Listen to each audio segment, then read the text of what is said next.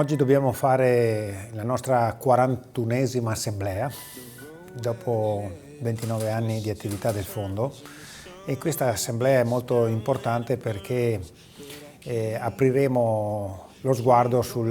mondo che ci circonda e che abbiamo individuato essere pieno di squilibri ambientali, squilibri sociali, squilibri finanziari, e che si sono determinati sostanzialmente per un atteggiamento e una visione di breve periodo. Noi sposteremo questa attenzione invece sul lungo periodo, su quelli che si chiamano,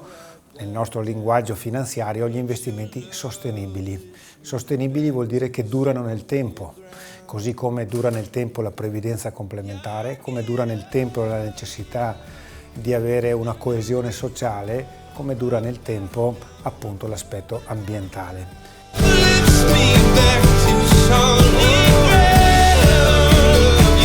Su questo chiameremo anche in campo la Regione, soprattutto in relazione all'andamento del clima e della situazione che si è venuta a creare nel Veneto recentemente, anche con le alluvioni, il vento e quant'altro.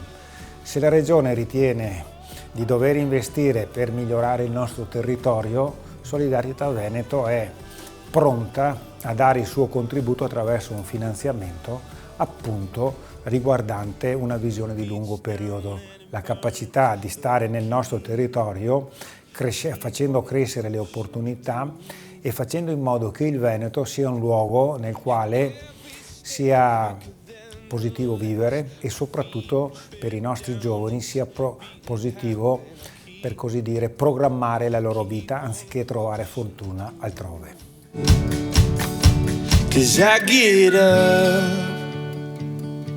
La parola chiave è quella di innovazione e crescita. Crescita perché dobbiamo avere le risorse necessarie per affrontare nuove sfide, perché per fare gli investimenti sostenibili occorre anche sapere gestire questa fase. E innovazione, che è quella che ci ha sempre caratterizzato verso interventi finanziari che non sono solo quelli tradizionali, ma sono quelli eticamente responsabili, RSI si dice, oppure ESG, quelli che riguardano la sostenibilità ambientale, la sostenibilità sociale e il buon governo delle aziende.